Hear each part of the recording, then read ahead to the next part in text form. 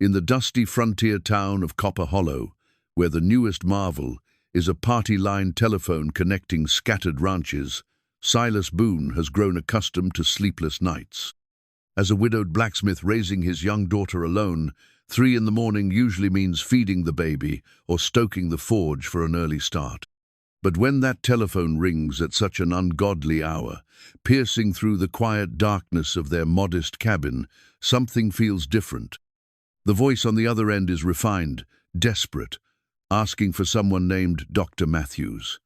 She rattles off an address before the line goes dead, leaving Silas staring at the silent receiver. Any sensible man would roll over and return to sleep. But Silas has learned that desperation doesn't discriminate between rich and poor, and sometimes a wrong number might be Providence calling. What happens when a simple blacksmith shows up at the grandest estate in 3 counties, and the woman who answers the door realizes he's exactly what she's been searching for all along? The leather work apron hanging on the wooden peg by Silas Boone's forge had seen more years than most men in Copper Hollow. Stained with honest sweat and marked by countless sparks, it bore the character lines of a craftsman who understood that true value came not from what a man owned, but from what he could create with his own 2 hands. At 34, Silas had already lived through more seasons of grief and joy than many twice his age, and that apron had been his constant companion through them all. The morning after the mysterious telephone call, Silas stood in his modest cabin, watching the first pale light of dawn creep through the gingham curtains his late wife Mary had sewn with such care 3 years ago. Emma, his 4-year-old daughter, slept peacefully in the small bed he'd crafted from oak timber, her golden curls catching the soft light like spun sunshine. She had her mother's gentle features and her father's stubborn china combination that both delighted and worried him in equal measure. Copper Hollow existed in that peculiar space between the old frontier and the new century, where party-line telephones shared the landscape with hitching posts, and where a man's worth was still measured by his character rather than his bank account. The town sprawled along Willow Creek, with the main street hosting Fletcher's General Store, the Copper Kettle Saloon, old Doc Henley's medical practice, and Silas's forgeth beating heart that kept the community's tools sharp and horses properly shod. The social fabric of the town was woven tight, with invisible threads that connected the ranchers, shopkeepers, and working families in an intricate web of mutual dependence. Everyone knew everyone else's business, shared their troubles, and celebrated their victories. It was the kind of place where a man could raise a child with the confidence that the whole community would help guide her path. Yet even in this close-knit society, there existed boundaries as real as fence lines. 3 miles east of town, where the creek bent toward the mountain foothills, stood the Carrington Estatia monument to railroad wealth that seemed to occupy a different world entirely. The grand mansion, with its wraparound porches and manicured gardens, represented everything that separated the working folk from the landed gentry. Most townspeople had never set foot on the property, and fewer still had spoken directly with its sole remaining resident. Silas had built his reputation on reliability and quiet competence. When the Hendersons' plow broke during harvest season, Silas worked through the night to repair it. When young Billy Murphy's horse threw a shoe on his wedding day, Silas refused payment and wished the boy well. His forge served as an unofficial gathering place where men shared concerns about weather, crops, and the changing times that seemed to blow in with each passing train. The memory of Mary still lived in every corner of their home. Her recipe box sat on the kitchen shelf, her favorite quilt covered Emma's bed, and her gentle wisdom echoed in the way Silas approached each day's challenges. She had died in the influenza outbreak that swept through the territory, leaving behind a husband who had to learn how to braid hair and tell bedtime stories, and a daughter who asked increasingly complex questions about why Mama had gone to heaven. In those dark months after Mary's passing, the community had rallied around the grieving widower and his young daughter. Mrs. Patterson from the boarding house brought meals twice a week. Doc Henley checked on Emma's health without charge. The preacher's wife, Mrs. Caldwell, helped with the more delicate aspects of raising a little girl. Yet, for all their kindness, Silas knew that Emma needed something he couldn't: provide a mother's touch, a woman's perspective on the mysteries of growing up. He had considered remarriage, of course. There were suitable women in town, good Christian ladies, who would welcome a ready-made family, but something always held him back. Perhaps it was loyalty to Mary's memory, or perhaps it was the quiet understanding that marriage should be built on love, not mere convenience. Emma deserved better than a stepmother chosen out of necessity. The forge itself told the story of Silas's character. Every tool hung in its proper place, each workspace organized for maximum efficiency. The coal burned clean and hot, the bellows worked smoothly, and the anvil inherited from his father rang true with each strike of the hammer. Visitors often remarked on the forge's orderliness, but Silas understood that chaos in the workshop meant chaos in the work. A man who couldn't organize his tools couldn't be trusted to organize his thoughts. This attention to detail extended to every aspect of his life. Emma's clothes were always clean and mended, her hair properly brushed each morning. Their small vegetable garden flourished under his careful tending. The cabin, while modest, was well maintained and comfortable. Neighbors knew they could count on Silas to keep his word, pay his debts, and lend a hand when trouble came calling. The party-line telephone that had shattered his sleep represented everything modern about their changing world. Installed just 6 months ago, it connected their isolated community to the wider territory in ways that still seemed magical. Yet the instrument came with its own complications. Shared lines meant shared conversations, and privacy had become a luxury few could afford. When the telephone rang in any home, curious neighbors often listened in, gathering gossip along with genuine news. That's what made the previous night's call so unusual. The woman's voice had been refined, educated, with the careful diction of someone raised in drawing rooms rather than farmhouses. She had spoken with the kind of breathless urgency that suggested real trouble, not the manufactured drama that sometimes accompanied party-line entertainment. Most puzzling of all, she had asked for Dr. Plesson's. Matthew, surnamed Silas, didn't recognize among the local families. Standing in his kitchen, measuring coffee into the blue enamel pot Mary had cherished, Silas found himself replaying every word of that brief conversation.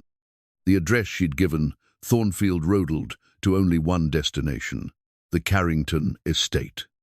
In all his years in Copper Hollow, Silas had never had cause to visit the grand mansion. His services were required by working folk who valued honest craftsmanship over social pretensions. Yet something about the desperation in that woman's voice had stirred his conscience.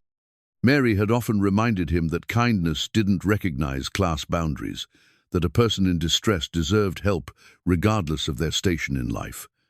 The measure of a man, she used to say, isn't what he does when people are watching, but what he does when no one will ever know. Emma stirred in her bed, making the small sounds that indicated she would soon wake and require breakfast, stories, and the dozen small attentions that filled their morning routine. Silas glanced at the leather apron hanging by the forge, then at the address he had scratched on a piece of paper during the night's confusion. By all logic, he should focus on his own responsibilities, his own family, his own carefully ordered world. But as the coffee began to percolate and Emma's breathing shifted toward wakefulness, Silas found himself thinking about wrong numbers and right choices, about the strange ways Providence sometimes spoke through copper wires and desperate voices in the darkness. The Carrington estate might represent a world beyond his experience, but desperation spoke a universal language. He made his decision as Emma's sleepy voice called out for her papa, as the forge waited for its morning fire, and as the leather apron seemed to approve of a man who understood that true craftsmanship meant building bridges, not walls. After breakfast, after Emma was safely settled with Mrs. Patterson for the day, after the forge was properly banked and his tools secured, Silas Boone would saddle his horse and ride toward Thornfield Road. Whatever waited at the end of that journey, he would face it with the same careful attention he brought to every other aspect of his deliberately chosen life. The silk evening gloves lay crumpled on the Persian rug beside the mahogany telephone table, discarded in the panic of the night like shed petals from a dying rose. They had been a gift from Celia's finishing school, head mistress, pristine white silk with pearl buttons that represented everything proper young ladies were supposed to embody. Now they seemed to mock her with their perfection as she stood in the grand foyer of Thornfield Manor, watching the eastern horizon through leaded glass windows for any sign of approaching help. The ride to the Carrington estate took Silas through countryside he rarely travelled, past rolling pastures dotted with thoroughbred horses and meticulously maintained fencing that spoke of wealth beyond his imagination. As his sturdy bay mare picked her way along the winding road, he began to question the wisdom of his decision. What business did a simple blacksmith have at such a place? What if the woman's distress had been resolved by the time he arrived? What if Dr. Matthews had already responded to her call? Thornfield Manor emerged from the morning mist like something from a storybook, its 3 stories of limestone and timber rising against the backdrop of pine-covered foothills. Wrap-around porches supported by carved columns encircled the structure, while dormer windows gazed out from the steep-pitched roof like watchful eyes. Gardens that must have required a small army of groundskeepers stretched away from the house in geometric precision, their autumn flowers still blooming despite the approaching winter. Silas dismounted at the hitching post near the main entrance, acutely aware of his work-worn clothes and calloused hands as he approached the imposing front door. Before he could knock, the door swung open to reveal a woman who took his breath away not with artificial beauty, but with the kind of natural grace that seemed to illuminate the very air around her. Celia Carrington stood framed in the doorway like a portrait come to life, her dark hair escaping from what had once been an elegant arrangement, her green eyes red-rimmed from crying. She wore a silk morning dress that probably cost more than Silas earned in 6 months, yet she seemed utterly unconscious of her appearance. The vulnerability in her expression spoke of recent tears and sleepless anxiety. "Dr. Matthews?" she asked, her voice carrying the same refined desperation he had heard through the telephone wires. "Thank heavens you've come. I wasn't certain the call had connected properly."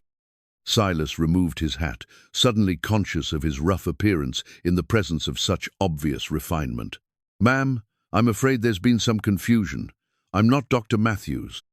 My name is Silas Boone, and I received your telephone call by mistake." The hope in Celia's eyes flickered and nearly died, replaced by a confusion that made her seem younger and more fragile. "I don't understand. If you're not the doctor, then why?"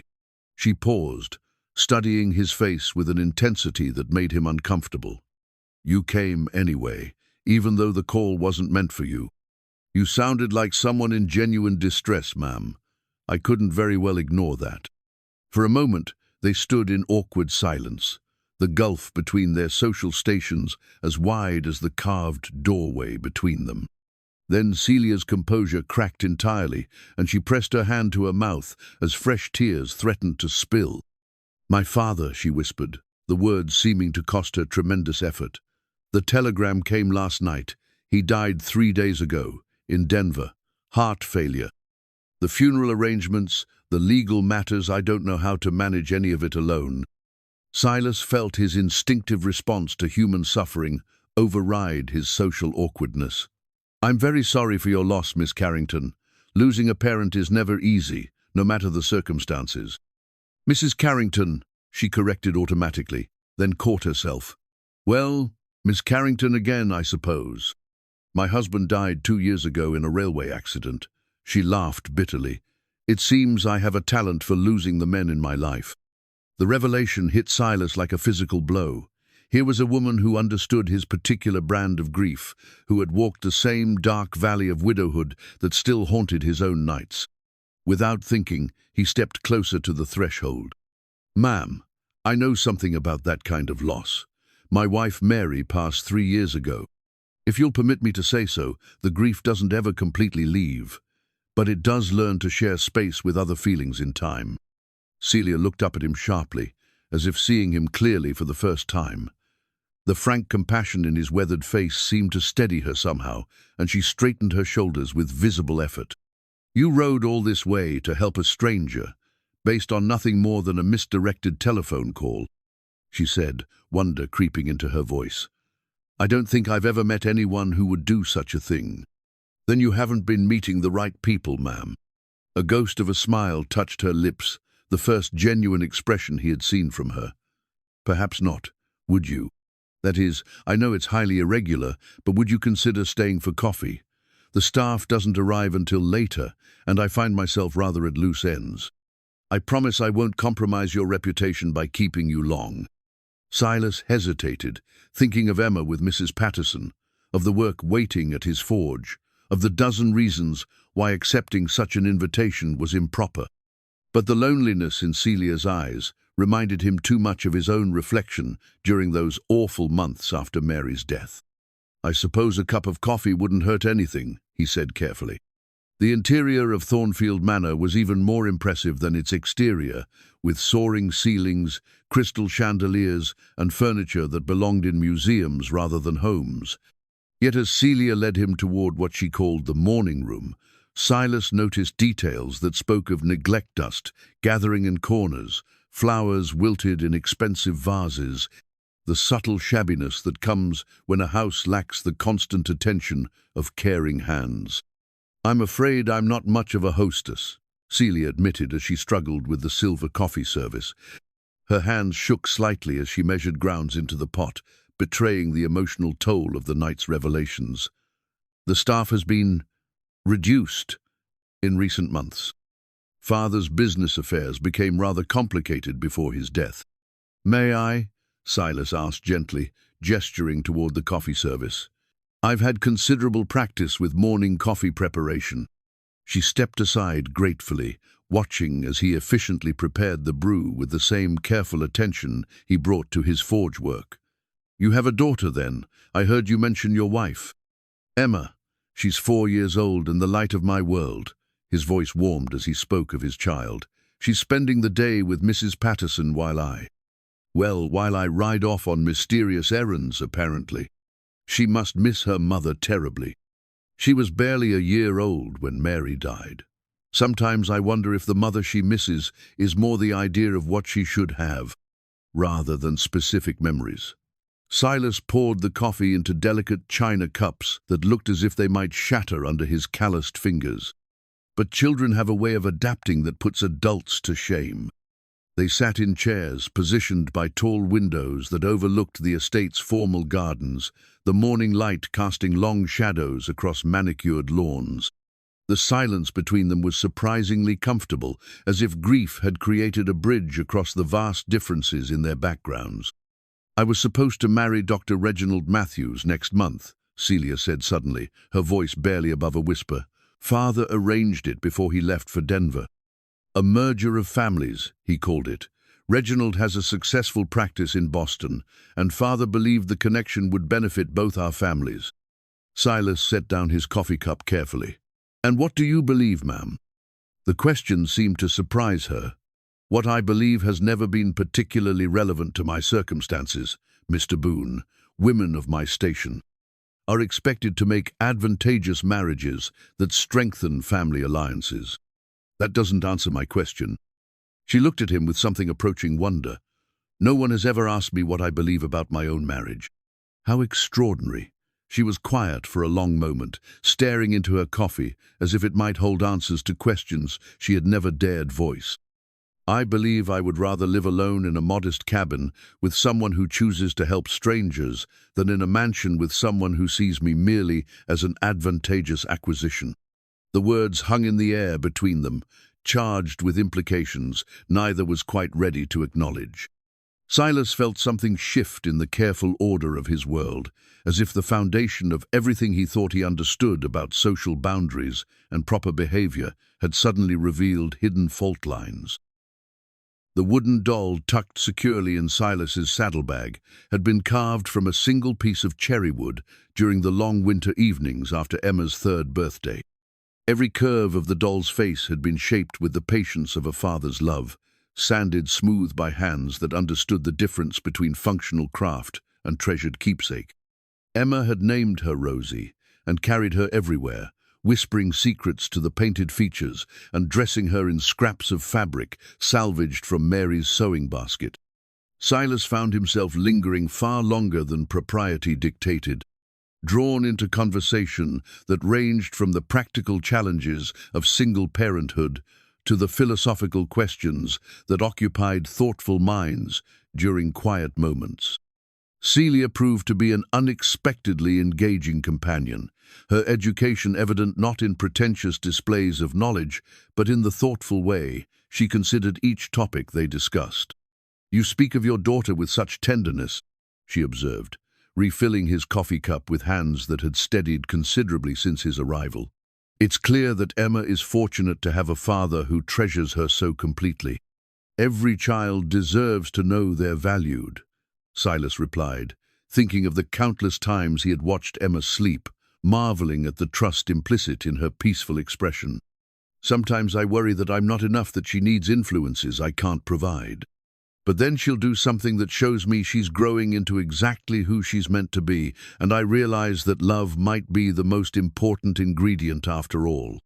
The morning room, with its pale yellow walls and carefully arranged furniture, seemed to shrink around their conversation, creating an intimate space that defied the mansion's imposing grandeur. Silas had expected to feel out of place in such refined surroundings, but Celia's genuine interest in his perspective made their different backgrounds seem less relevant than their shared experiences of loss and responsibility. "Father always said that children were investments in the future of the family name," Celia said quietly, her fingers tracing the rim of her teacup. "I wonder what it would have been like to be raised by someone who simply treasured me for who I was, rather than who I might become."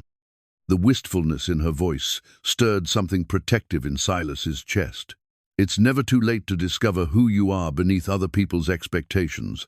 Emma teaches me that every day she sees the world without the limitations adults impose on themselves." They moved their conversation to the estate's library, a room that clearly served as Celia's sanctuary within the overwhelming grandness of Thornfield Manor. Books lined the walls from floor to ceiling, their leather bindings creating a warm contrast to the cool marble and crystal found elsewhere in the house. Personal touches were evident here: a well-worn chair positioned by the window, notebooks filled with what appeared to be sketches and observations, a telescope aimed toward the mountains. "This is where I retreat when the world becomes too demanding," Celia explained, settling into the familiar chair with visible relief. Father considered reading a suitable accomplishment for young ladies, but he never understood that books could be doorways to experiences he would never have approved of. Silas examined the titles closest to him, surprised by the range of subjects represented. Philosophy stood beside poetry, while scientific treatises shared shelf space with travel narratives and social commentary. "You've read all of these?" "Most of them, yes. Father thought I was being decoratively intellectual, but I was actually planning escapes." She gestured toward the telescope. "Astronomy, for instance. He assumed I was developing ladylike interests in celestial beauty, when I was really learning navigation principles that might prove useful if I ever found the courage to chart my own course." The admission revealed layers of complexity that intrigued Silas more than he cared to examine. Here was a woman who had been systematically underestimated by those who should have known her best, whose intelligence had been dismissed as ornamentation rather than recognized as the formidable force it clearly was. "What would you study if you could choose freely?" he asked, settling into a nearby chair that had probably been positioned for formal interviews rather than intimate conversation. "Practical things," she answered without hesitation. "Business management, agricultural science, mechanical engineering. I'd want to understand how things actually work, rather than simply how they're supposed to appear." She laughed at his surprised expression. "Shocking, isn't it? A lady interested in useful knowledge, rather than decorative accomplishments." "Not shocking," Silas said thoughtfully. "Refreshing. In my experience, the most interesting people are those who think beyond the boundaries others set for them." Their conversation was interrupted by the distant sound of a carriage approaching the main entrance. Celia rose quickly, moving to the window with an expression of concern. "I wasn't expecting anyone today," she murmured, then stiffened as she recognized the vehicle. "Oh dear, it's Mrs. Worthington from town. She has an unfortunate talent for arriving at the most inconvenient moments, and she'll certainly have opinions about that is, about your presence here." Silas understood immediately. His visit, innocent though it had been, would provide exactly the kind of gossip that could damage Celia's reputation in their small community. He moved toward the door, already calculating how quickly he could reach his horse without being seen.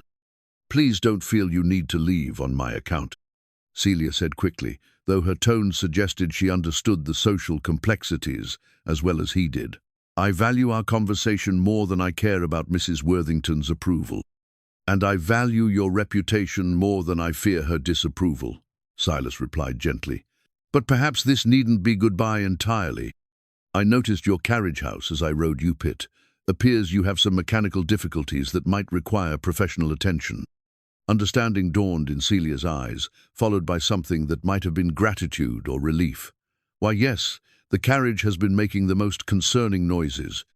I've been quite worried about attempting to travel to town for Father's business affairs without proper mechanical assessment. I'd be happy to examine it and provide any necessary repairs," Silas offered, his tone carefully professional despite the warmth in his eyes. "Such work might require several visits, depending on the complexity of the problems." As Mrs. Worthington's imperious voice carried through the mansion's hallways, demanding immediate attention from whatever staff might be available, Silas slipped quietly toward the rear of the house. The excuse of mechanical work would provide legitimate reasons for future visits, allowing their unexpected friendship to develop without feeding the gossip networks that could destroy Celia's standing in their close-knit community. Standing beside the ornate carriage in question, Silas allowed himself a small smile as he noted the genuinely problematic state of several mechanical components. Providence, it seemed, had provided both opportunity and justification for what promised to be the most interesting challenge he had faced since Mary's death. The thought of Emma waiting at home with Mrs. Patterson reminded him of his responsibilities, but it no longer felt like a burden pulling him away from something important. Instead, it felt like the foundation that would allow him to explore this unexpected connection with confidence and integrity. As he rode home through the afternoon sunshine, Silas found himself looking forward to tomorrow's work, with an anticipation that had nothing to do with mechanical repairs and everything to do with continuing a conversation that had already begun to change his understanding of what the future might hold. The railroad deed lay spread across the mahogany desk in Celia's father's study like a map of obligations and expectations that stretched across 3 states. Heavy parchment marked with official seals and elaborate signatures, it represented the Carrington family's stake in the Denver and Rio Grande Western Railroad of fortune, built on steel rails and human ambition, but also the golden chains that had bound 3 generations to choices made by men long dead. Silas returned to Thornfield Manor the following afternoon, his tool satchel properly stocked for legitimate carriage repair work, and his conscience carefully prepared for the complications that seemed to multiply each time he encountered Celia Carrington. Emma rode alongside him on her gentle pony, chattering about the doll's latest adventures and speculating about whether rich ladies kept their horses in fancy stables like the ones they could see from the road. "Papa, why is that house so much bigger than ours?" Emma asked as they approached the estate's impressive gate. Her 4-year-old directness cut through social pretensions with the efficiency of a well-honed blade. "Different families have different circumstances, sweetheart," Silas replied carefully. "Some folks inherit wealth from their parents and grandparents, while others build their lives through their own work. Neither way is better or worse. They're just different paths to the same destination." "What destination is that?" "Trying to be happy and useful in the world." Emma considered this with the seriousness she brought to all philosophical discussions. Do you think the rich lady is happy? The question struck closer to the heart of things than Silas was prepared to examine. I think she's learning what happiness might look like for her, just like we all are. Celia met them at the carriage house, having traded her silk morning dress for a simpler day gown that allowed for more practical movement. The change in attire seemed to reflect a deeper transformation. She appeared more at ease with herself, less concerned with maintaining the perfect composure expected of her station. "You must be Emma," she said, kneeling to the child's eye level with natural grace. "Your father has told me wonderful things about you. I'm Miss Celia." Emma studied this elegant stranger with the frank assessment children used when meeting new adults. "You have pretty hair," she announced finally, "and you smell like flowers instead of horses." "Thank you," Celia replied gravely. "I consider both observations high compliments. Would you like to see the carriage your father will be working on? It's quite old and rather magnificent, even if it doesn't run properly anymore." The vehicle in question was indeed impressive, a custom-built landau with leather appointments and brass fittings that spoke of substantial original investment. Age and neglect had taken their toll, however, and Silas could see immediately that the repair work would require several visits to complete properly.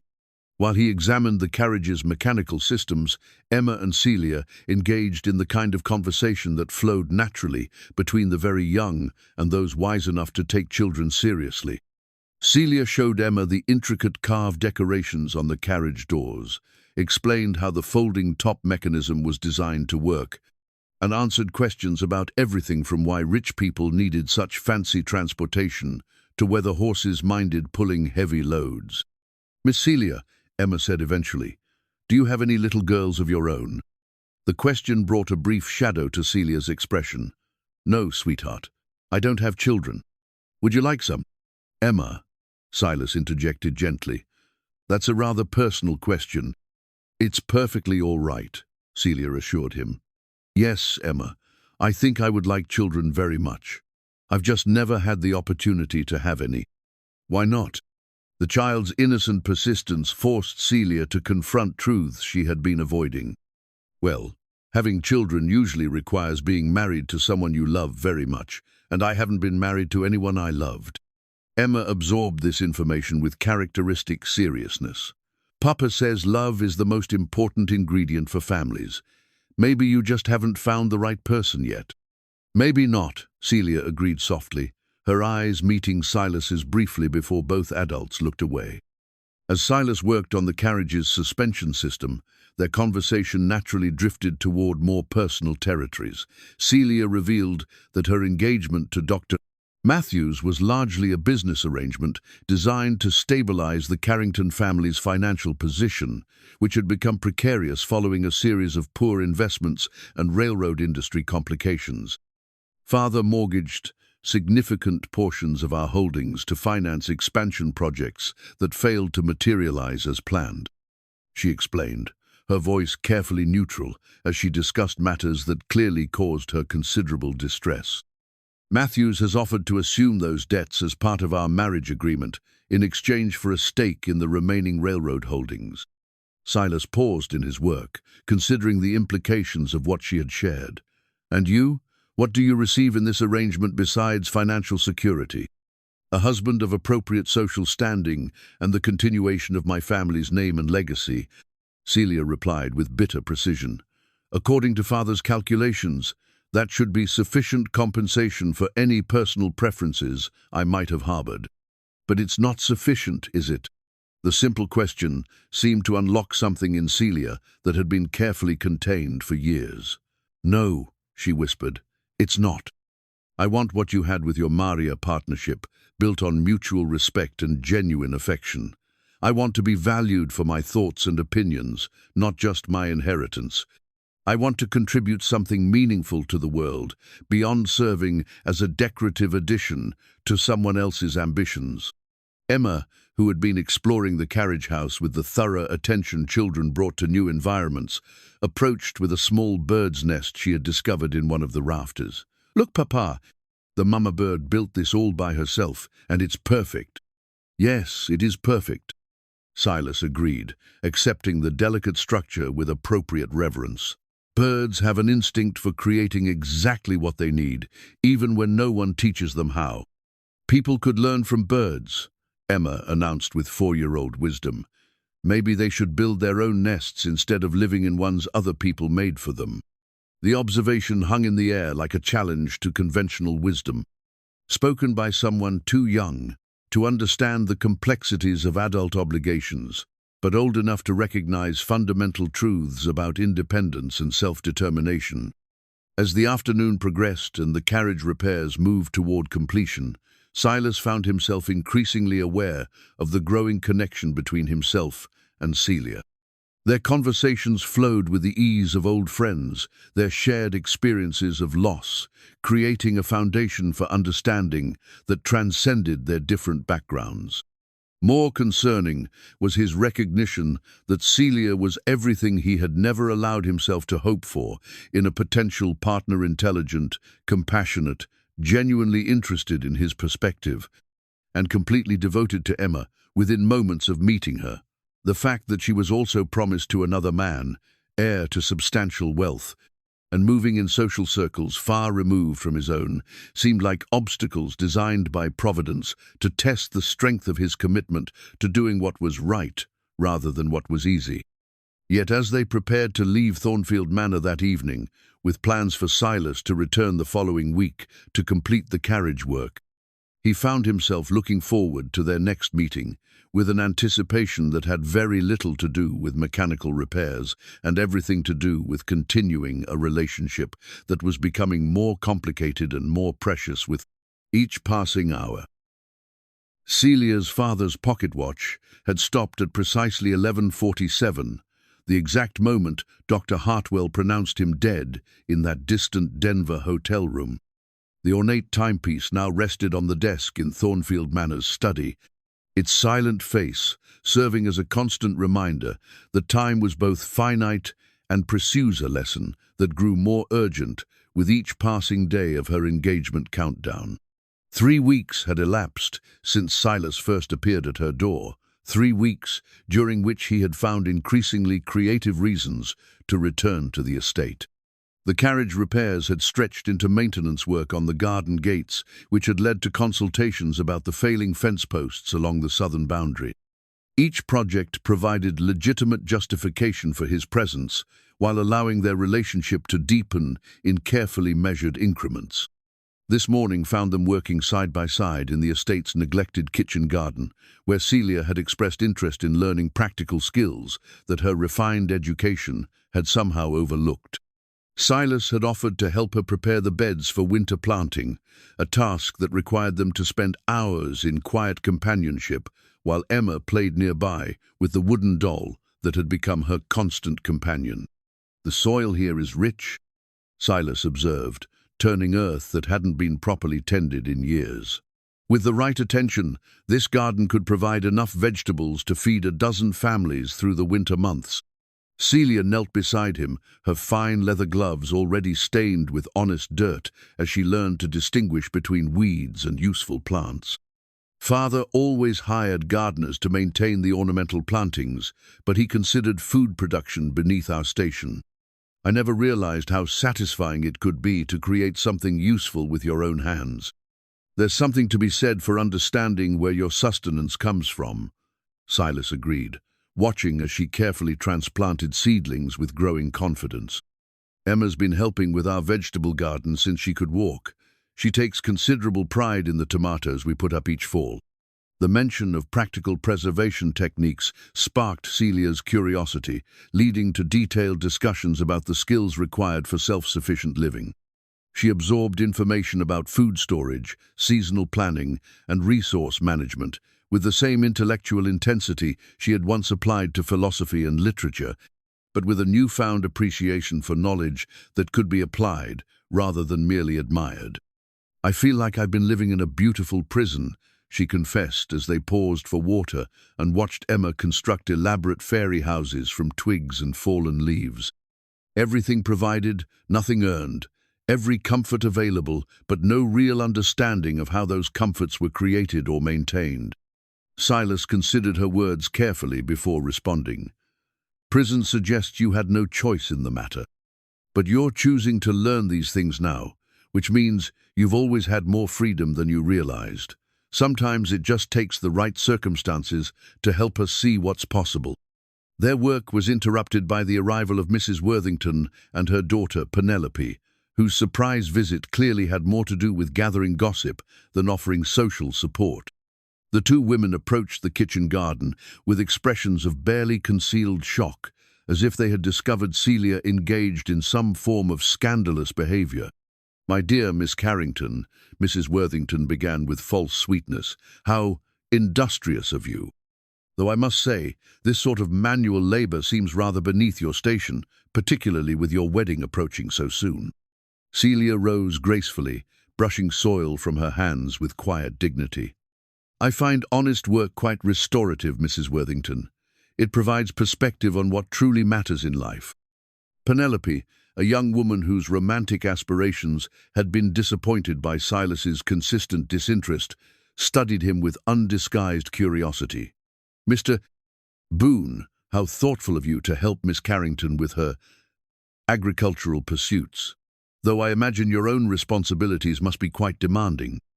I'm fortunate to have work that allows for flexible scheduling."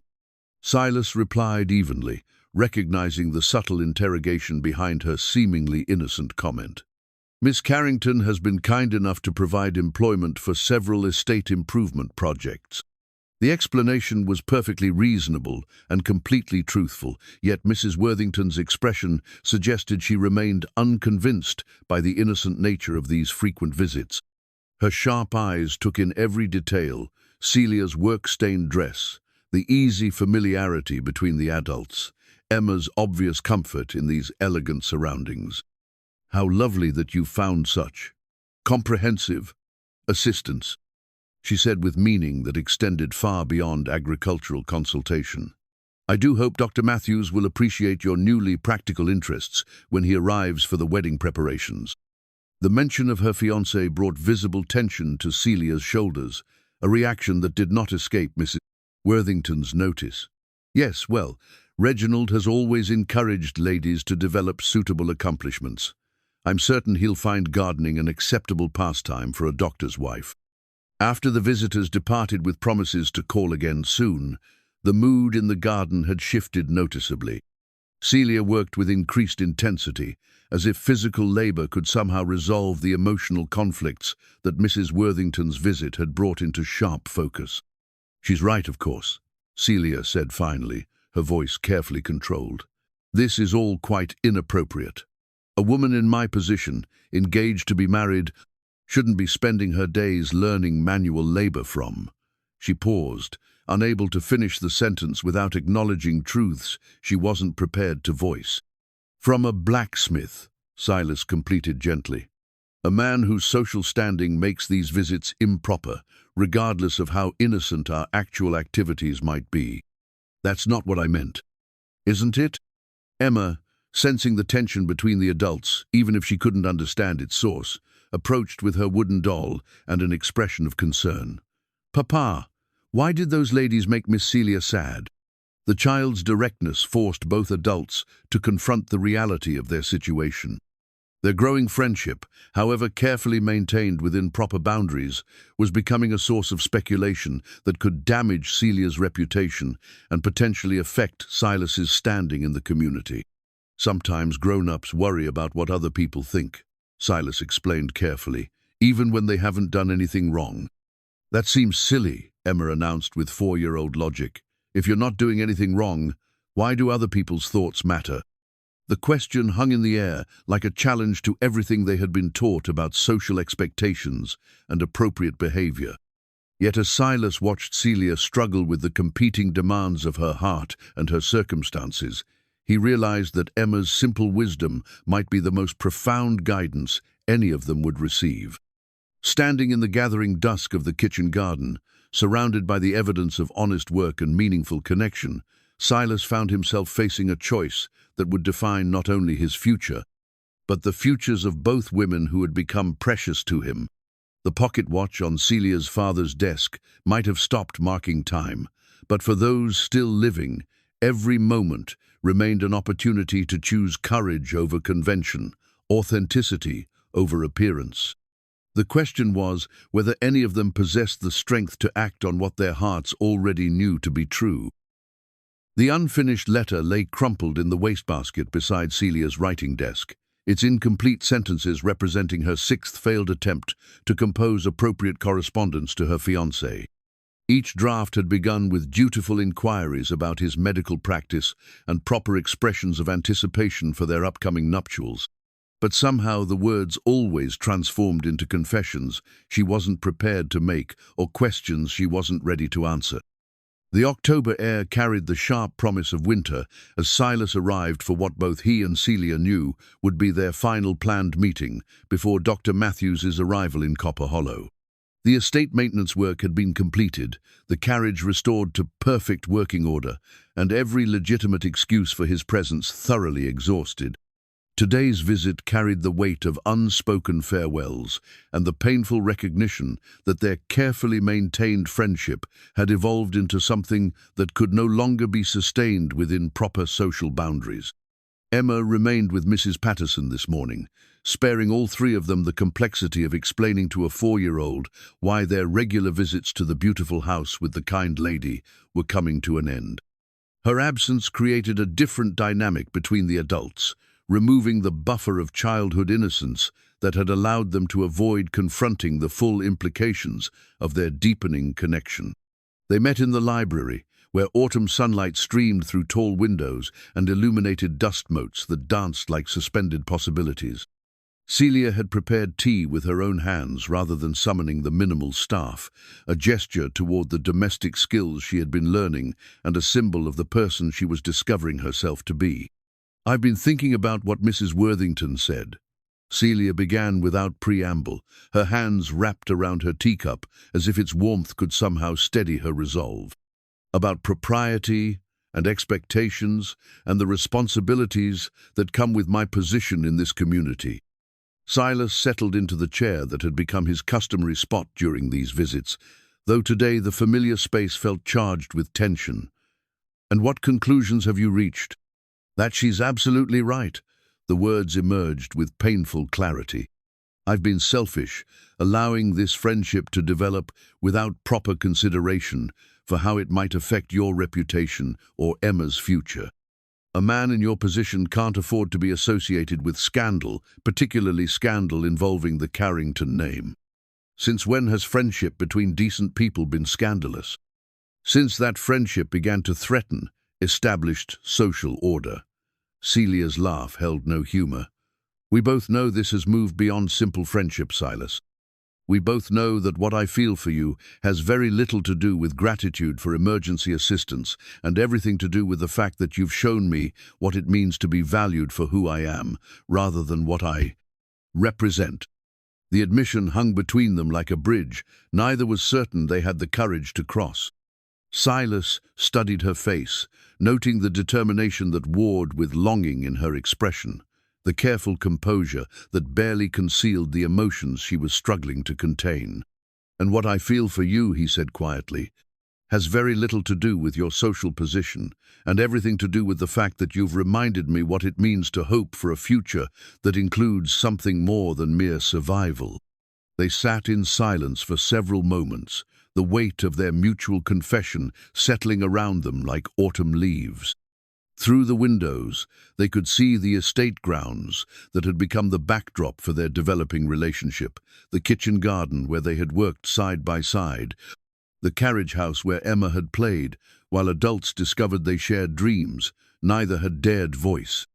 "Dr. Matthews arrives next Thursday," Celia said eventually, her voice steady despite the pain evident in her eyes. "The wedding is planned for the first Saturday in November. 3 weeks from today, I'll be Mrs. Reginald Matthews, living in Boston, fulfilling the destiny my father arranged for me." "And is that what you want?" "What I want has never been the relevant consideration." She rose from her chair and moved to the window, her reflection ghost-like against the autumn landscape. "I have obligations, Silas. Debts that must be paid, family expectations that must be honored, social responsibilities that extend far beyond my personal preferences."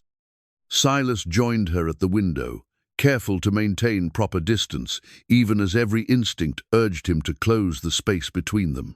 Emma asked me last night why you always seem sad when you think no one is watching. I told her that sometimes grown-ups have to make difficult choices, but I couldn't bring myself to explain that sometimes those choices involve sacrificing happiness for duty. Children shouldn't have to understand such complexities. Maybe adults shouldn't have to live them. The simple statement challenged everything Celia had been taught about sacrifice and responsibility, about the greater good that supposedly justified individual suffering. She turned to face him, her green eyes bright with unshed tears.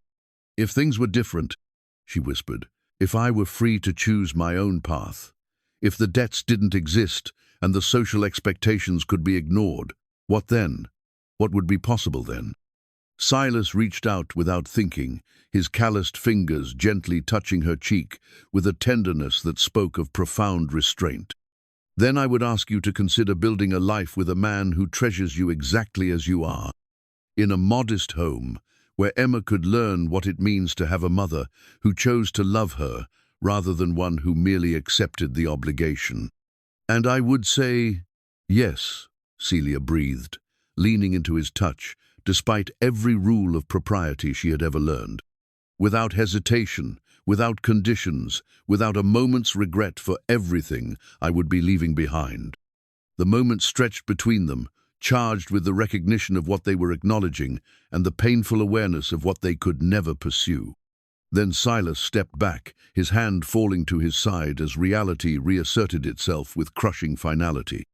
"But things aren't different," he said with gentle firmness. "You have responsibilities I can't ask you to abandon, and I have a daughter whose welfare must come before my own desires. Emma needs stability and security, not the uncertainty that would come from her father's involvement in a scandal that could destroy his livelihood." Celia nodded, tears finally spilling over despite her efforts to maintain composure. "I know. I've always known. But for just a moment, I wanted to imagine what it would feel like to choose love over duty, authenticity over appearance." "Love doesn't always mean acting on our feelings," Silas said softly. "Sometimes it means protecting the people we care about from the consequences of our choices." As they prepared for what both understood would be their final private conversation, Celia retrieved something from the desk drawer, small wrapped package, that she pressed into Silas's hands with trembling fingers. "For Emma," she explained, "something to remember our friendship by, when she's old enough to understand that some connections transcend the circumstances that create them." Outside, storm clouds gathered on the horizon, promising the kind of weather that would keep sensible people indoors and provide perfect cover for a blacksmith's departure from a grand estate where he no longer had any legitimate reason to call. Dr. Matthews's telegram arrived on a Tuesday morning when the first frost had silvered the autumn grass, and Silas was attempting to lose himself in the demanding rhythm of forge work. The yellow paper crackled in Celia's trembling hands as she read the message that would reshape everything they thought they understood about her circumstances and her future. "Arriving Thursday, stop, urgent business matters. Stop, wedding must proceed immediately. Stop, financial complications, require swift resolution. Stop, signed, Reginald Matthews." The terse communication held none of the warmth expected from a man addressing his intended bride, but something in its cold efficiency struck Celia as deeply wrong.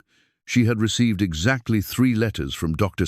Matthews during their engagement, each one focused on practical arrangements rather than personal sentiment, but this telegram carried an almost desperate urgency that made her stomach clench with unease. Standing in the telegraph office, while Mr. Peventierge Henderson waited expectantly for her response, Celia found herself thinking not of wedding preparations or financial obligations, but of Silas's steady hands and gentle voice, of Emma's laughter in the kitchen garden, of the life she was about to surrender forever. The weight of that loss nearly drove her to her knees right there on the post office floor. "Miss, will you be sending a reply?" Mr. Henderson asked kindly, his weathered face creased with concern for the pale young woman who seemed to have forgotten how to breathe. Yes," Please send. Received your message. Stop. Prepared to proceed as planned. Stop, Celia. The lies came easier than the truth would have, though each word felt like another link in the chain that was binding her to a destiny she had never chosen. As she walked slowly back to Thornfield Manor, Celia wrestled with the realization that Thursday would bring not just her fiance, but the end of every dream she had been foolish enough to nurture. She found Silas in the estate's workshop, where he had been repairing tools and equipment as a way of maintaining some connection to her world, while respecting the boundaries they had established. He looked up when she entered, and whatever he saw in her expression made him set down his hammer immediately. "What's happened?" he asked, crossing to her with the instinctive protectiveness that had characterized every interaction between them. Wordlessly, she handed him the telegram. As he read, she watched his face carefully, noting the way his jaw tightened and his eyes darkened with something that might have been anger or grief or both. "Financial complications require swift resolution," he read aloud, his voice carefully neutral. "That's an interesting way for a man to describe his wedding to the woman he claims to love." "Reginald has never claimed to love me," Celia replied with bitter honesty. "Our arrangement was always understood to be a business merger rather than a romantic alliance. But this urgency suggests something has changed, something that makes our marriage more crucial than it was when the engagement was first announced." Silas folded the telegram carefully and handed it back to her, though she could see the effort it cost him to maintain that careful distance. "What will you do?" "What I've always been expected to do. Marry him, assume my place as a doctor's wife, and hope that duty might eventually feel like enough." The words tasted like ashes, but they were the only honest answer she could give. They were interrupted by the arrival of a second messenger, this one carrying an official-looking envelope bearing the seal of Morrison Associates, the Denver law firm that had managed the Carrington family's business affairs for 3 decades. Celia's hands shook as she opened the correspondence, and the color drained from her face as she read. "Dear Miss Carrington," she read aloud, her voice barely above a whisper. "We regret to inform you that recent investigations into your late father's business partner, Dr. Reginald Matthews, have revealed significant financial irregularities in his handling of medical practice accounts. Federal authorities are currently investigating allegations of embezzlement and fraud involving substantial sums from multiple sources." The letter continued with legal terminology that painted an increasingly disturbing picture of the man Celia was scheduled to marry in less than 3 weeks. Dr. Berrier's. Matthews had apparently been using his position as executor of estate settlements and guardian of elderly patients to systematically steal from those who trusted him. The total amount involved exceeded $50,000 a fortune that represented the life savings of dozens of vulnerable people. "Furthermore," Celia continued reading, "we have discovered that Dr. Matthews has been representing himself as financially solvent while, in fact, his debts far exceed his assets. His offer to assume the Carrington family's financial obligations appears to have been made with funds that were not legitimately his to offer." Silas listened in stunned silence as the full scope of the deception became clear.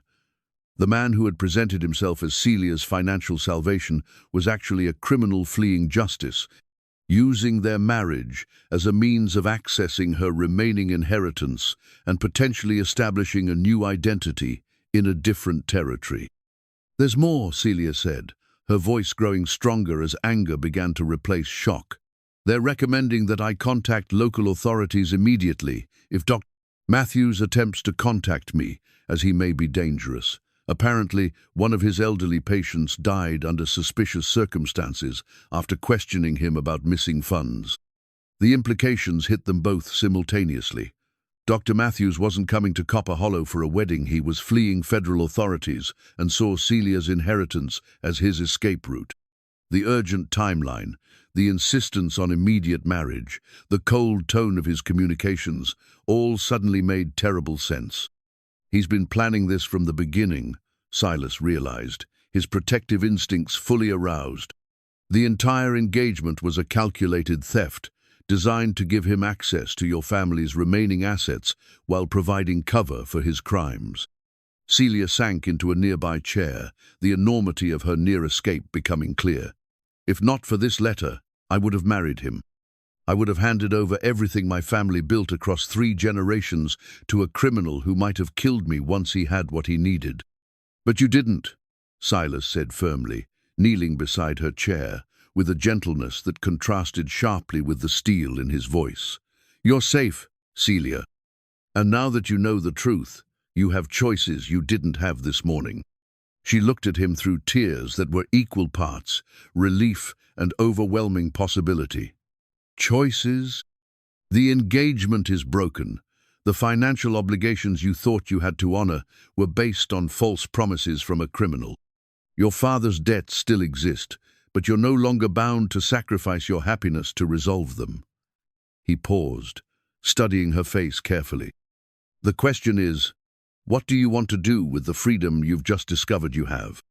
Outside the workshop, storm clouds that had been building all morning finally opened, sending rain against the windows with increasing intensity. But inside, surrounded by the tools of honest work and the presence of a man who had never asked her to be anything other than herself, Celia felt the first stirrings of hope she had experienced in years. The telegram that had seemed to herald the end of all her dreams had instead revealed the truth that would set her free.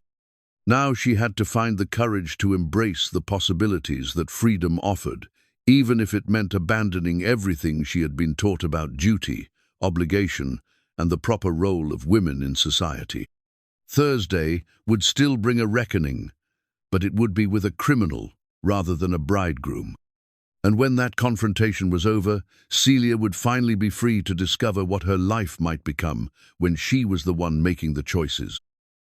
The wedding dress hung in Celia's bedroom like a ghostly monument to the life she had almost surrendered.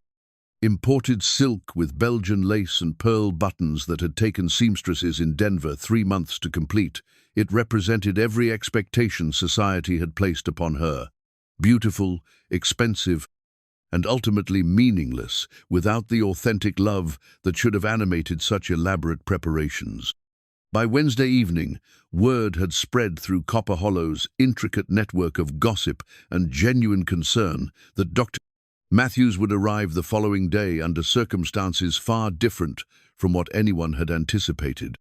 Sheriff Coleman had received official correspondence from federal authorities requesting assistance in apprehending a fugitive, while Judge Morrison had been asked to prepare documentation that would formally dissolve the engagement based on fraudulent representations. Silas spent that sleepless night, alternating between fury at the danger Celia had unknowingly faced and profound relief that Providence had intervened before irreparable harm could occur. He found himself standing in his workshop at 3 in the morning, much as he had on the night when a wrong telephone call had changed everything. But this time he was making preparations for a confrontation rather than responding to a cry for help. The plan they had developed was necessarily simple. Celia would meet Dr. Matthews at Thornfield Manor as scheduled, but she would not be alone. Sheriff Coleman would be positioned discreetly on the grounds, while Silas, despite his lack of official authority, would remain close enough to intervene if the situation became dangerous. Judge Morrison had agreed to be present with the dissolution papers, providing legal foundation for what everyone hoped would be a straightforward arrest. "I keep thinking about all the elderly patients he stole from," Celia said as she and Silas reviewed the arrangements one final time. People who trusted him with their life savings, who believed he was helping them plan for their final years.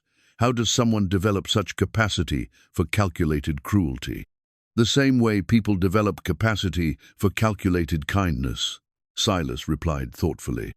Choice by choice, decision by decision, until the pattern becomes so ingrained it feels like character rather than habit. The difference is that kindness builds connections, while cruelty destroys them. They were standing in the library where so many of their conversations had taken place, but the atmosphere now was charged with tension rather than the gentle intimacy that had characterized their earlier meetings.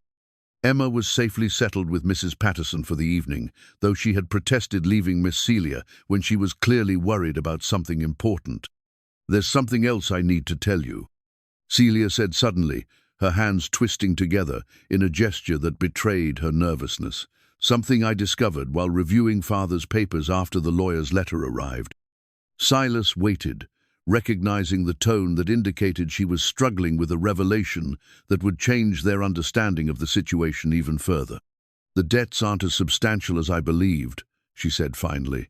Father had been creative in his accounting methods, making the financial situation appear more dire than it actually was. "I think he was trying to ensure that I would accept the marriage arrangement without questioning its necessity." The admission hung between them like another puzzle piece clicking into place. "He manipulated the facts to guarantee your compliance," Silas said slowly, "making you believe you had no choice but to sacrifice your happiness for family honor." Exactly.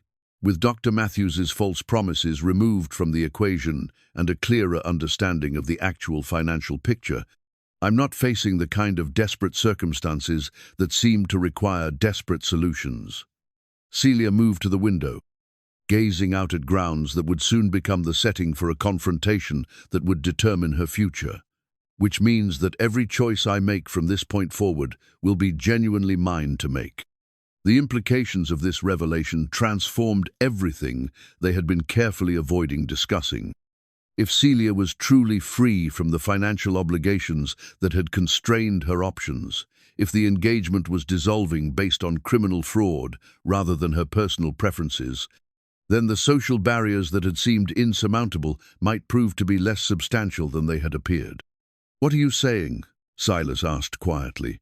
Though his heart was already providing answers, his mind wasn't quite ready to accept. "I'm saying that after tomorrow, when this terrible business with Dr. Matthews is resolved, I'll be a woman of independent means who can choose her own path in life." She turned from the window to face him directly. "I'm saying that the obstacles we thought were permanent might have been illusions created by people who benefited from my compliance with their expectations." Silas felt the careful walls he had built around his hopes begin to crumble as the full scope of possibility revealed itself.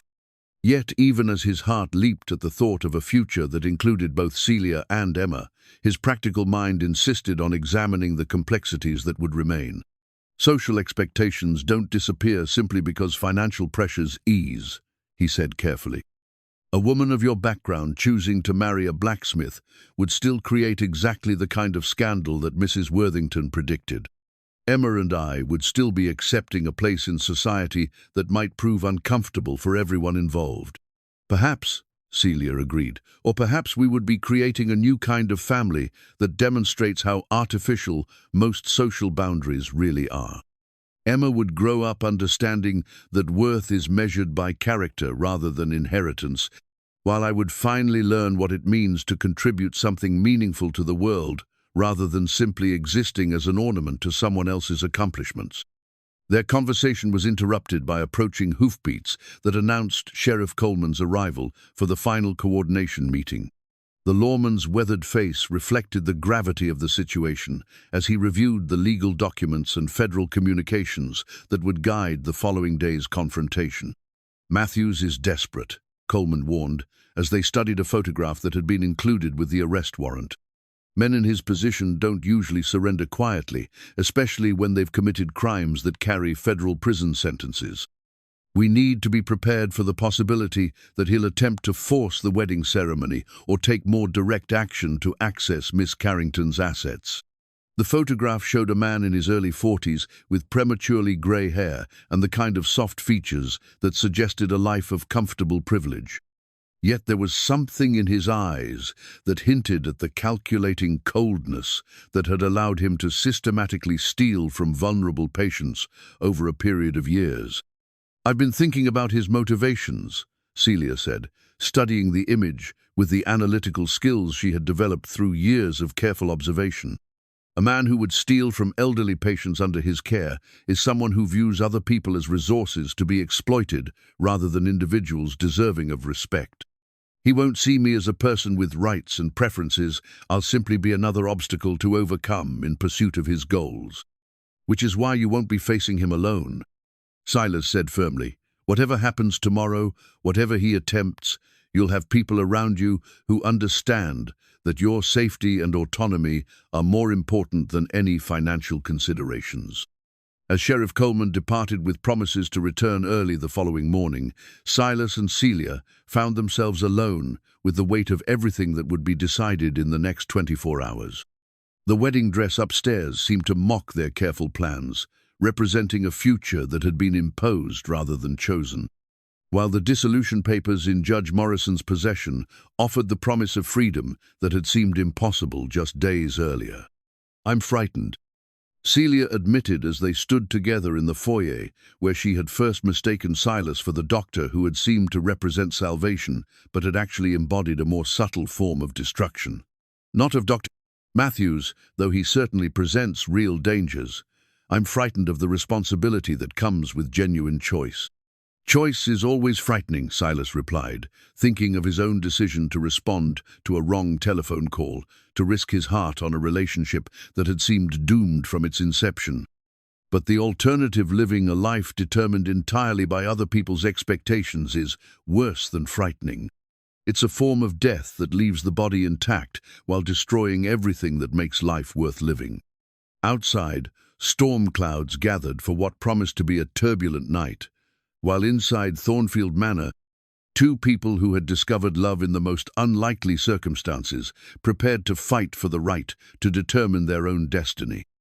Tomorrow would bring confrontation, resolution, and the final answer to the question of whether authenticity could triumph over obligation in a world that often punished those brave enough to choose love over convenience. The wedding dress would remain unworn, a symbol of the life Celia had rejected in favor of something infinitely more precious, the right to say yes to a future of her own design. The blacksmith's hammer had been forged by Silas's grandfather during the early days of westward expansion, its weight and balance perfected through decades of honest work that had shaped horseshoes, mended plows, and built the tools that allowed civilization to take root in untamed territory. This morning, as Silas positioned himself in the estate's carriage house with a clear view of the main approach, the hammer rested within easy reach, not as a weapon, but as a symbol of the strength that came from understanding one's true purpose in the world. Dr. Reginald Matthews arrived precisely at noon, his rented carriage announcing his presence with the kind of ostentatious display that suggested a man more concerned with appearances than substance. Even from a distance, Silas could see that the photographs had failed to capture the predatory quality in Matthews's movements, the way his eyes assessed everything around him as if calculating its potential value to his schemes.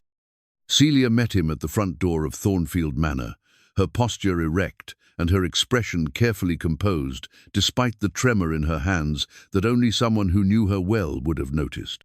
She had chosen to wear a simple day dress rather than anything that might suggest bridal preparations, a decision that clearly surprised Matthews as he approached the entrance.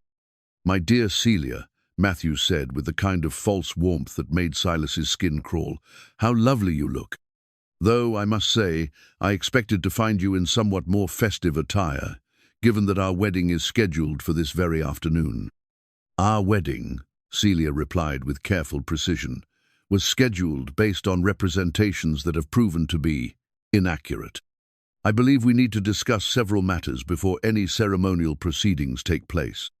Matthews's smile faltered slightly, revealing the calculating intelligence that lurked beneath his practiced charm.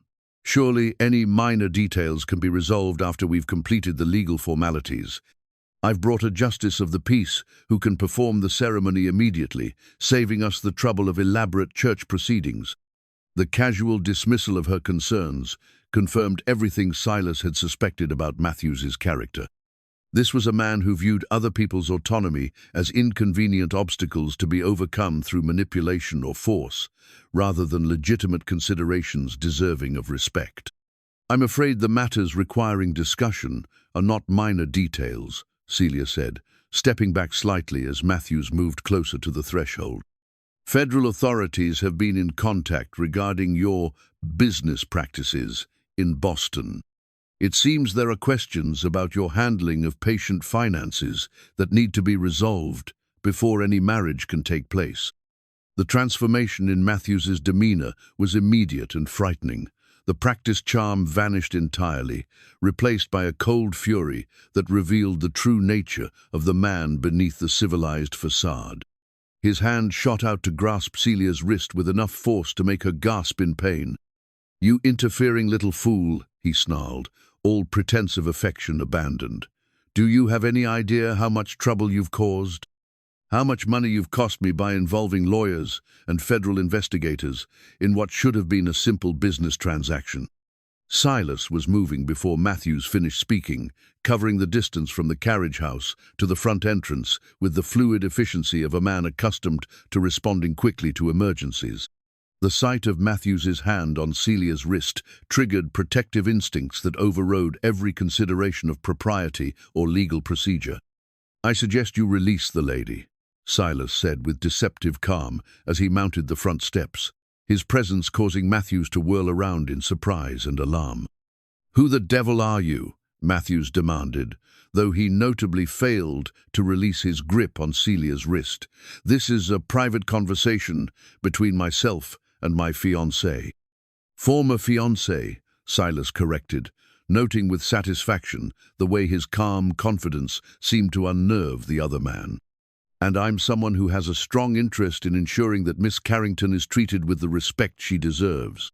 Matthews's eyes darted between Silas and Celia, clearly trying to assess this unexpected complication to his carefully laid plans.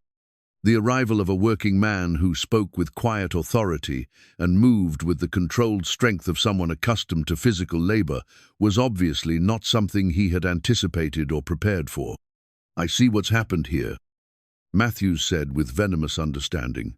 "The grieving heiress has been consoling herself with the hired help. How deliciously scandalous. I wonder what Boston society would make of such arrangements." "Boston society," Sheriff Coleman said as he emerged from his concealed position with official authority radiating from every line of his body, "is considerably less interested in Miss Carrington's personal relationships than federal authorities are in your embezzlement activities, Dr. Matthews. Or should I say, former Dr. Matthews, since your medical license was revoked last week." The appearance of law enforcement transformed the confrontation from a personal dispute into an official arrest situation. Matthews finally released Celia's wrist, but his expression suggested a man calculating desperate options rather than accepting inevitable consequences. "This is all a misunderstanding," he said with renewed attempts at reasonable charm. "Some bookkeeping irregularities, perhaps, but nothing that can't be resolved through proper legal channels. Surely we can discuss this like civilized people." "Civilized people," Silas observed with quiet steel in his voice, "don't steal from elderly patients under their care. They don't manipulate women into marriages based on fraudulent financial representations. And they certainly don't lay hands on ladies who have every right to refuse their advances." The multiple challenges to his authority and the growing certainty that his schemes had been thoroughly exposed pushed Matthews toward the kind of desperate action that Sheriff Coleman had warned might occur. His hand moved toward the inside pocket of his coat with the unmistakable intention of producing some form of weapon. But Silas had been watching for exactly such a move, and 40 years of forge work had given him reflexes that no amount of desperate planning could overcome. The new deed lay spread across Judge Morrison's desk in the courthouse, its fresh ink representing a partnership that transcended the traditional boundaries between inherited wealth and earned prosperity. Unlike the railroad documents that had bound previous generations to obligations created by others, this deed spoke of choices made freely and futures built on mutual respect rather than social convenience. Silas's hand closed around Matthews's wrist before the desperate man could fully draw the small pistol from his coat pocket. 40 years of forge work, providing the grip strength necessary to prevent what could have become a tragic escalation. The weapon clattered harmlessly to the stone steps as Sheriff Coleman moved in with professional efficiency to complete the arrest. "Dr. Reginald Matthews," Coleman announced with official authority, "you are under arrest for embezzlement, fraud, and attempted assault. Federal marshals are already en route to transport you back to Boston for trial." Matthews's face contorted with rage and desperation as the handcuffs closed around his wrists, his carefully constructed persona crumbling entirely under the weight of exposure and inevitable consequences. "This isn't over," he snarled at Celia, his voice carrying the venom of a man whose elaborate schemes had been thoroughly dismantled. "I'll find ways to make you pay for this interference." "No," Silas said with quiet finality, "it is over. And the only person who will be paying for anything is you, when you face the families of all those elderly patients whose trust you violated." As Sheriff Coleman led Matthews away toward the waiting transport that would carry him to federal custody, the immediate danger that had threatened to destroy everything they held dear finally dissipated. Yet, the emotional aftermath of the confrontation left both Silas and Celia struggling to process the magnitude of what they had just survived and what it meant for their future. "He could have killed you," Celia whispered, her composure finally cracking as the full implications of Matthews's desperation became clear. "If you hadn't been watching, if you hadn't moved so quickly." "But I was watching," Silas replied gently, his hand steady as he examined the bruises Matthews had left on her wrist. "And I will always be watching, for as long as you'll permit me that privilege." The words carried implications that neither of them had dared voice during the weeks of careful courtship and proper distance, but the crisis they had just weathered had stripped away the artificial barriers that had constrained their honest feelings. Standing on the steps of Thornfield Manor, with the evidence of real danger finally removed, they found themselves free to acknowledge what had been growing between them since that first mistaken telephone call. "Permit you?" Celia laughed shakily, tears of relief and overwhelming possibility streaming down her face.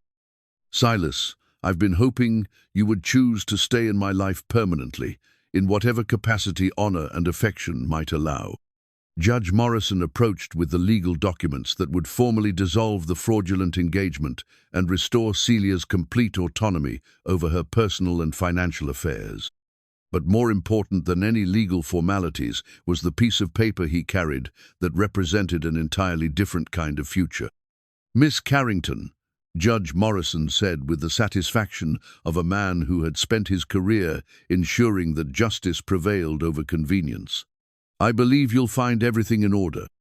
The engagement is formally dissolved, your inheritance is secure, and you are free to make whatever choices best serve your happiness and well-being."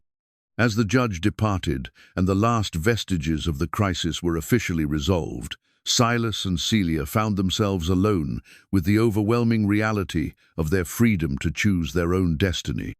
The wedding dress that had hung upstairs, like a monument to imposed expectations, could finally be packed away, replaced by the possibility of a union based on authentic love rather than social obligation. "There's something I need to ask you," Silas said, his voice carrying the weight of a decision that would affect not only their own lives, but Emma's future as well. "Something that might seem presumptuous given the differences in our circumstances, but which I can no longer avoid asking." Celia stepped closer, her hand finding his with the natural ease that had characterized every interaction between them. "Ask me anything. Will you marry me?" The simple words carried everything he had been afraid to hope for during the weeks of careful distance and proper behavior. Not because financial necessity requires it, not because social expectations demand it, but because you believe we could build something together that would be stronger and more meaningful than anything either of us could create alone.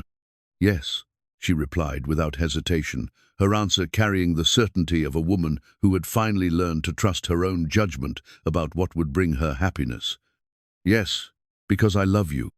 Yes, because I love Emma. Yes, because I want to spend whatever years I have learning what it means to be part of a family built on choice rather than obligation." The courthouse steps where they embraced might have lacked the grandeur of elaborate wedding venues, but they provided the perfect setting for a proposal that honored authenticity over appearance. Passers-by who witnessed their joy understood instinctively that they were observing something rare and precious to people who had found each other despite every obstacle society had placed in their path. As they walked together toward the modest cabin where Emma waited with Mrs. Patterson, ready to learn that her small family was about to become larger and more complete, the new deed in Judge Morrison's office stood as testament to the revolutionary idea that love might be strong enough to reshape the very foundations of how people chose to live their lives. The wedding rings Silas forged for their ceremony were simple bands of gold without ornamentation or pretense, their beauty emerging from the perfect proportions and flawless craftsmanship that spoke of love expressed through patient skill rather than expensive display. Unlike the elaborate jewelry that had adorned generations of socially advantageous marriages, these rings represented a union built on authentic partnership and mutual respect. 6 months after Dr. Matthews was transported to federal custody, where he eventually received a 20-year prison sentence for his crimes against vulnerable patients, Copper Hollow witnessed a wedding that challenged every assumption about appropriate social boundaries while celebrating the triumph of genuine affection over calculated convenience. The ceremony took place in the town's small church, with Pastor Williams officiating, and the entire community gathered to witness something that many had initially viewed with skepticism, but had come to recognize as a profound example of how love could transcend artificial barriers. Emma, radiant in a dress sewn from fabric that had once been her mother's wedding gown, served as flower girl while Mrs. Patterson dabbed at her eyes with uncharacteristic emotion. Celia had chosen to wear a simple white dress that she and Emma had selected together from the Sears catalogue, its modest elegance perfectly suited to a bride who had learned to value substance over appearance. The contrast with the elaborate silk gown that still hung unworn in Thornfield Manor's closet could not have been more striking or more appropriate. Do you, Silas Boone, take this woman to be your lawfully wedded wife, to love and cherish, in sickness and in health, for better or worse, for as long as you both shall live? I do, Silas replied, his voice steady despite the emotion that threatened to overwhelm him as he looked at the woman who had transformed his understanding of what the future might hold. Do you, Celia Carrington, take this man to be your lawfully wedded husband, to love and cherish, in sickness and in health, for better or worse, for as long as you both shall live? I do, Celia answered with the certainty of a woman who had finally learned to trust her own judgment about what would bring her happiness. As they exchanged the rings that Silas had crafted with his own hands, the symbolism was lost on no one present. Here was a marriage that honored both partners' contribution, share, intelligence and business acumen, his craftsmanship and steadfast character, while creating something entirely new from the combination of their different strengths. The reception was held in Fletcher's General Store, transformed for the occasion with autumn flowers and simple decorations that created an atmosphere of warmth and celebration without ostentation. Doc Henley raised a toast that captured the community's evolving understanding of what they had witnessed. To Silas and Celia, he said, his weathered face creased with genuine happiness, who have shown us that the best marriages are built not on what society expects, but on what two people can create together when they're brave enough to choose love over convention. The months following their wedding revealed the wisdom of their choice in ways that surprised even those who had supported their unconventional courtship. Celia's business skills, combined with her inheritance and Silas's practical expertise, allowed them to expand the blacksmith shop into a comprehensive metalworking operation that served ranchers and farmers across 3 counties. More significantly, they had established a model for how different backgrounds could be combined without either partner sacrificing their essential identity. Celia maintained her involvement in railroad investments while learning practical skills that allowed her to contribute directly to their daily operation.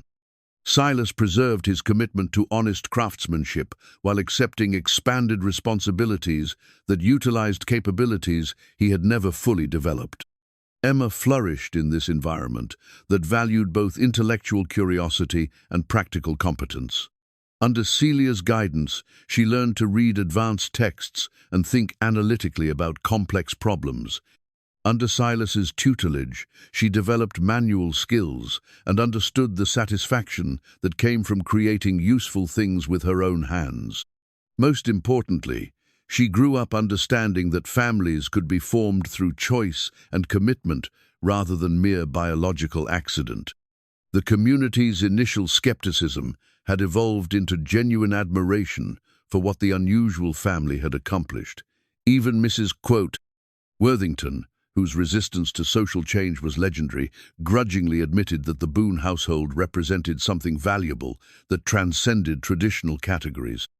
One evening, as autumn returned to Copper Hollow and Emma played with the wooden doll that had become a treasured reminder of her father's craftsmanship, Silas and Celia sat on the porch of their expanded home, watching the sunset paint the mountains in shades of gold and crimson.